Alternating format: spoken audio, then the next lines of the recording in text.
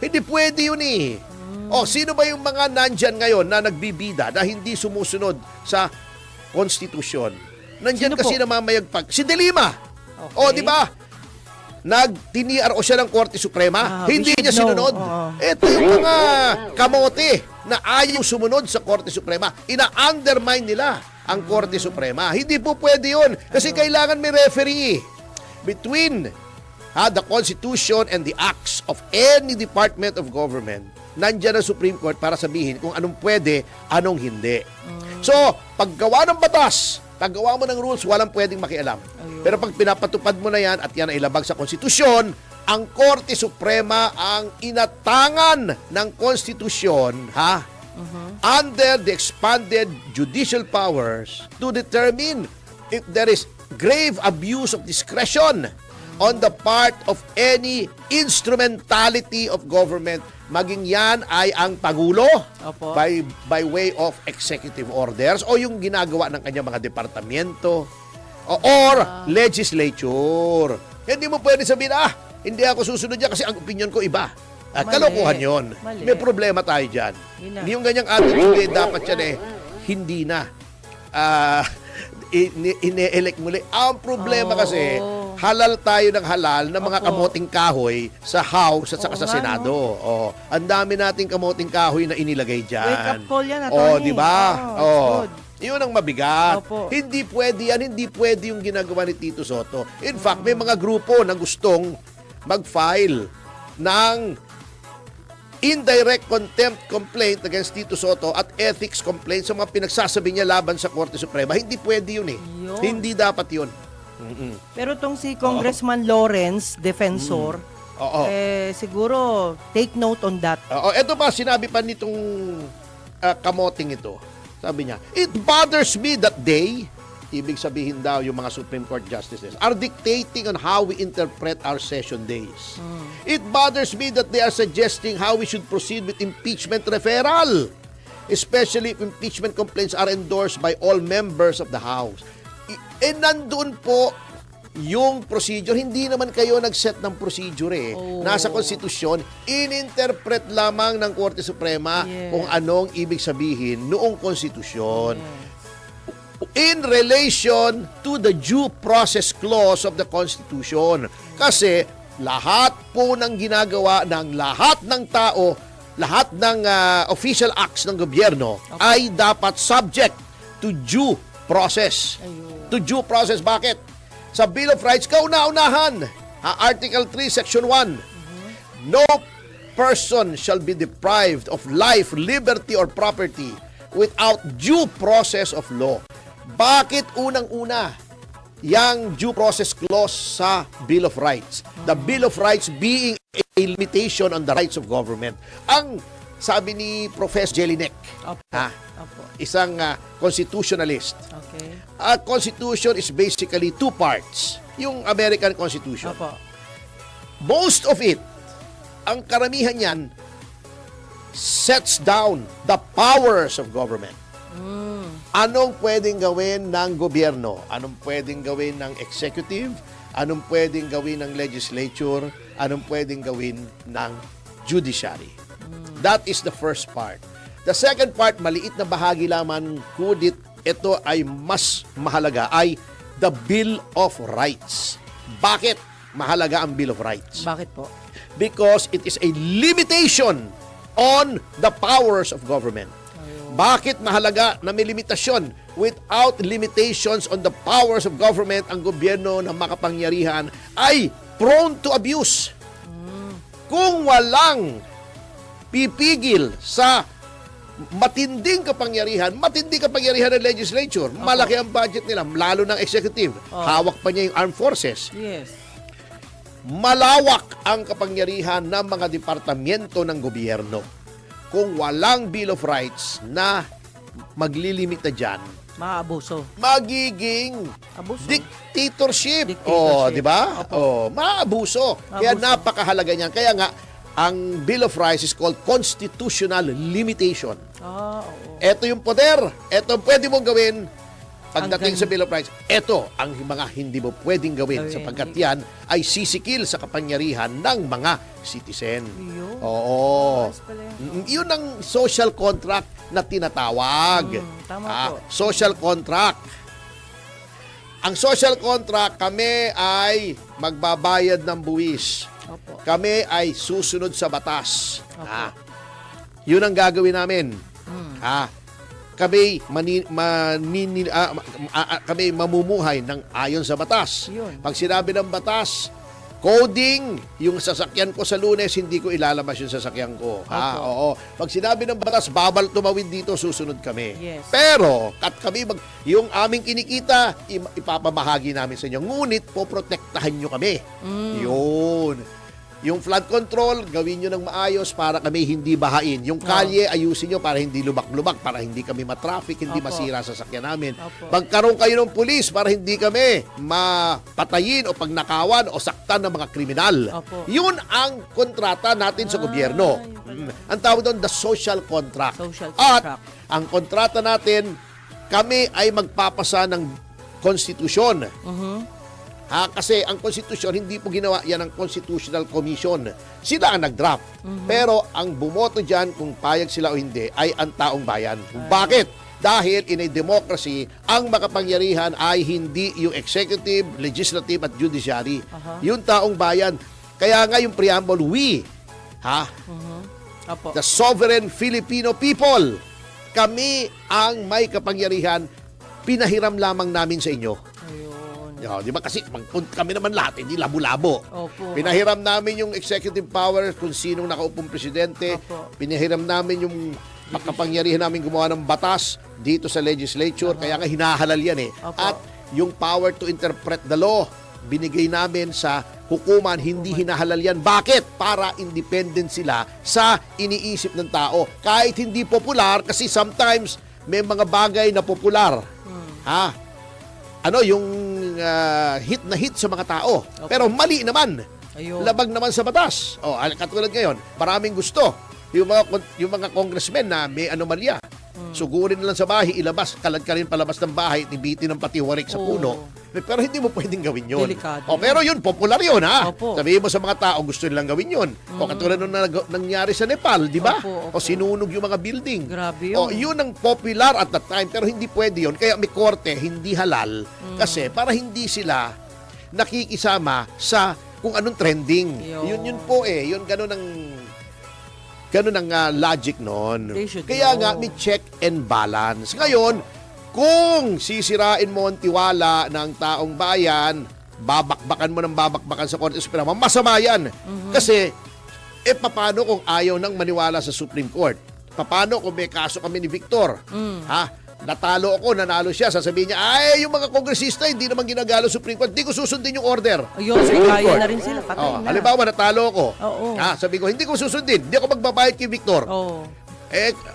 Ang opinion ko, wala akong dapat bayaran. Sasabihin ni Victor, loko-loko ka pala, hindi nag-away kami. Baka kinuha nun yung sasakyan ko, sinaksak ako, binugbog ako. Hindi mo pwede. There will be chaos. Kaya kayong mga mambabatas, lawless na yan. Huwag kayong magiging masamang ehemplo. Kasi yung iba sa inyo, masama na nga ang muka. Masama pang ehemplo. Sobrang kasamaan na yon. Hindi baling masama na ang muka. Huwag lang masamang ehemplo. So yun po, tayo po ay maghunos dili, mga mambabatas. Kayon lumalabas na kahiya-hiya niyan Kita mo nangyari kay Tito Soto. Pinag-uulan siya ng kamutihang batikos. Kung ano-anong sinasabi. Di ba? Anyway, mga kasama. Congratulations. Anyway, speaking na naman sa ating lehislatura, ewan ko ba, pagkatapos na umani ng katakot-takot na batikos, ang kaisa-isang alumnus ng One Ball University sa law, si Tito Soto, ay eto na naman, may bumanat na naman na isang kongresista, sabi ni Senior Deputy Majority Leader Lawrence Defensor, na sigurado ako ay hindi ka mag-anak ni Mike Defensor. Kasi medyo kengkoy itong si Lawrence Defensor Kapilido. Siguro ang kamag-anak niya yung Patis. Yung Lawrence Patis. Commercial yan, attorney. Buhay Sabagkat, pa ba ito, yan? ito, Ni Lawrence ito mo ang kapwitang sinasabi nitong tao. Sige po, ito, ha? sige po. Dahil daw, mayroong doktrina ng separation of powers, ha? Hindi daw kailangang sundin ng mababang kapulungan ang ruling ng Supreme Court. Saan Abaw, ba kumukuha ng grabe. legal advice itong mga taong First ito? time, opo. Mga galing Mars yata na mga abogado. Grabe. Ang tinatanong nitong mga ito. Oh. Grabe. Dapat daw kasi hindi pinakikialaman ng Korte Suprema ang mababang kapulungan pagdating sa rule-making power. Naku, ewan ko kung abogado to. Kung abogado ito, dapat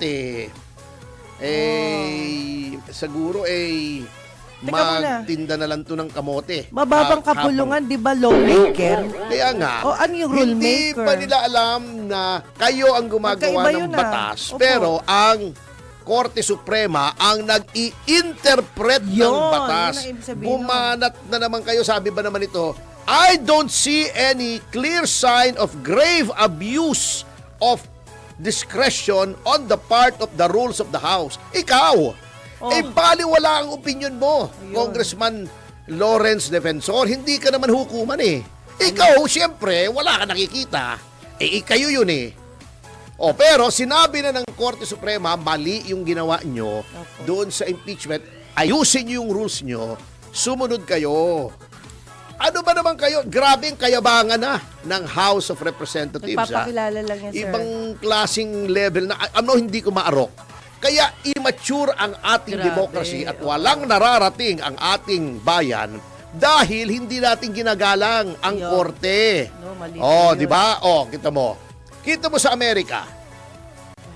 Panalo dapat si Al Gore laban kay Bush nung nagre-election si George Bush. Yes. Yung anak hindi yung tatay. Opo.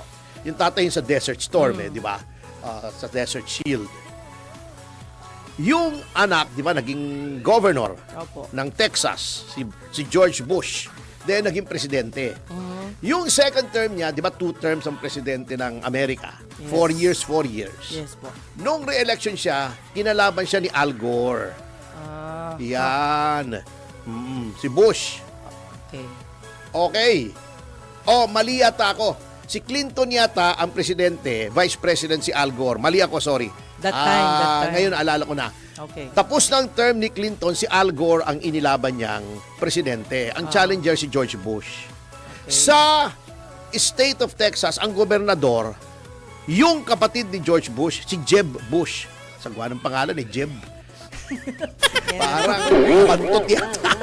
Jeb Nagkataon lang, sir. Oo. Sige. Jeb Bush. Okay. Push. Okay. Doon, may naging question sa pagbilang ng mga boto. Malapitan yung eleksyon. Ibig sabihin, close fight. Sa kanila, hindi naman popular vote, electoral vote sa Amerika. Halimbawa, ang Texas, maraming electoral votes yan, 40 plus yan. Pag nanalo ka sa Texas, yung electoral votes ng Electoral College ng Texas, kuha mo lahat yun, ibig sabihin, all or nothing. Then, ang tinototal po nila, hindi yung popular vote, hindi yung boto ng individual na tao. Yung number ng states na nakuha mo, kung saan ka nanalo, may electoral votes yun, yun ang tinototal nila. Yun. Malapitan, decisive yung state of Texas kung sinong mananalo. Opo. Kung sinong mananalo sa Texas, yun ang mananalo sa pagka-presidente. Yan. Okay. Mayroong ruling na panalo si Bush doon sa Texas. Opo. Pero may question sila doon sa balota. Yung sinasabing Chad. Kasi sa kanila, iba hindi mo yung sinusulat. Binubutas. Binubutas mo yung balota. Para Kung Bush or yung selection Gore. nila. Oo, yung The way selection. they select. Meron doon parang Bilog. bakal na pambutas. Bubutasan mo yung bilog doon sa tabi. Kung sa atin, di ba, sinishade yung Opo. bilog na hugis Mas okay itlog. yun, binubutas. Oo. Binubutas. Mas okay yun. Meron yung tinatawag na Chad. Binutas pero hindi gumanon. Hindi pumasok. tumusok masyado. Hindi pumasok. Ang tawag nila Chad. Oo. Sabi ni, hindi binilang yung mga Chad na sayang. kay Gore in his favor. Ah, Pumunta sila sa State Supreme Court. Sabi ng State Supreme Court, hindi, panalo si Bush. Inakyat sa Supreme Court ng Amerika. Presidente to ha. opo. Pagka-presidente. Okay. Sabi ng Supreme Court, ayaw naming reviewin yan. Oo. Ibig sabihin, panalo si Bush. Opo. Okay. State matter daw yon. Ayun. Okay. Sabi ni Al Gore, naglabas agad siya ng statement pagka labas ng desisyon. Eto, pagka-presidente ang pinagtatalunan dito, hindi lang rules ng impeachment, ha? Opo. Sabi ni Al Gore, I do not agree with the decision of the Supreme Court. Ayun. But I respect it. Then tumahimik na siya. Tapos na. Kita mo, kaya mature ang kanilang democracy. Mag-aaway sila pero pag nagsalita na ang Korte Suprema, das it, Finish. pansit. Oo. Dito, marami nagmamarunong. Yan, hindi lang si Tito Soto. O, pati ito namang si Defensor, hindi daw nila susundin. Pwede ba naman yon? Si Tito Soto kasi nagpauso niyan di ba? Nung unang-unang lumabas yung desisyon, yung wala pa yung MR, wala pa yung final decision. May pagtanungan daw siya, hindi, pwede daw namang hindi sundin. Wow. Saan ba kumukuha ng ideya tong mga to? Kung hindi mo rin susundin yung Supreme Court, bakit may check and balance pa? Alam mo, Congressman Defensor, kaakibat ng yung tripartite system of government na magbasa ka kasi ng Federalist Papers. Ha? Attorney, Oo. Yung mga ideya ni Congressman John Lawrence Locke. na lang. Kawawa si Sir Oo, Mike yung, Congressman Defensor din. Si Congressman Lawrence. Parang yan. Lawrence. Opo. Magbasa ka naman ng Federalist Papers para may Ayun. background ka kung ano yung Newtonian na system of Opo, government na yeah. tripartite Opo. na yan ay sina Thomas Jefferson, sina John Locke, yung mga federalista, hindi yung federalistang Partido Federalista ng Pilipinas, hindi Opo. rin yung federalista rito na federal system of government. Yung mga framers of the Constitution, tignan nyo po, meron po na available naman online ngayon swerte nga tayo. Nasa Library of Congress yan US Library of Congress. Yung Federalist Papers. Pwede nyo po pag-aralan yan para nakita nyo kung paano nabuo yung mga ideya na nasa sa loob ng US Constitution na ang konsepto ng Bill of Rights, ang konsepto ng separation of powers, Opo. ang concept ng check and balance ay doon kinuha ng ating 1987 Constitution. Ginaya natin yan. Pati nga yung presidential form nila, ginaya natin Kanya lang tayo ay unitary at hindi federal. Yun lang. Pero yung may legislature, may executive, may judiciary, hindi po parliamentary na iisa yung may melding ng legislature at executive, hindi po. So tripartite, tatlong great departments of government within their own sphere, but only within their own sphere. They are supreme. Yeah. Paggawa ng batas, hindi pwedeng panghimasukan ng Korte Suprema habang ginagawa ang batas. Kasi sabi nila, bakit daw hindi kami nagdemanda noong unconstitutional yung Quadcom, yung ginagawang batas? Opo. Hindi pa po pwede yun habang ginagawa pa lamang. Paglabas ng batas, at yan ay pinirmahan na ng Pangulo, Doon pa lang. not even pumasa sa upper house, upper chamber at saka sa lower house. Hindi pa pwede. Pag-transmit sa presidente kasi hindi pa batas yan. Okay. Once batas na yan, pwede mo nang questionin kung unconstitutional. Ayun. Hindi pwedeng sabihin ng legislature, hindi, o ng executive, hindi namin susundin na dineclare unconstitutional, papatupad pa rin namin. Constitutional crisis ka.